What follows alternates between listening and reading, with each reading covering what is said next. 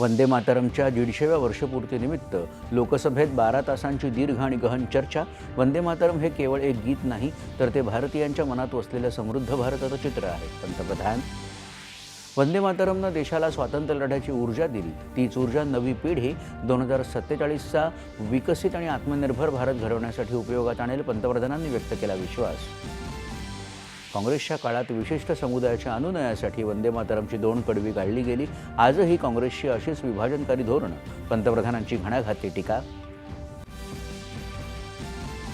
काँग्रेसनंच वंदे मातरमला राष्ट्रीय गीताचा दर्जा दिला. देशात धार्मिक कट्टरतेचं वातावरण असताना 2 कडवी गाळण्याचा निर्णय देशहितासाठी काँग्रेसनंच घेतला.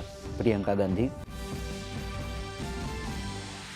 राज्यसभेत आज केंद्रीय गृहमंत्री अमित शहा वंदे मातरम या राष्ट्रीय गीतावर चर्चेला करणार प्रारंभ. तर लोकसभेत निवडणूक सुधारणा मुद्द्यावर चर्चा. विमान प्रवाशांच्या सुरक्षिततेविषयी कोणतीही तडजोड नाही. इंडिगो अव्यवस्थेमुळे त्रास झालेल्या प्रवाशांच्या हिताचं रक्षण केलं जाईल. राममोहन नायडू यांची राज्यसभेत ग्वाही. राज्य विधिमंडळाच्या हिवाळी अधिवेशनाच्या पहिल्या दिवशी दोन्ही सभागृहात 75,286 कोटी रुपयांच्या पुरवणी मागण्या सादर. भारत आणि दक्षिण आफ्रिका यांच्यातील 5 T20 सामन्यांच्या मालिकेतला पहिला सामना आज कटक इथं रंगणार.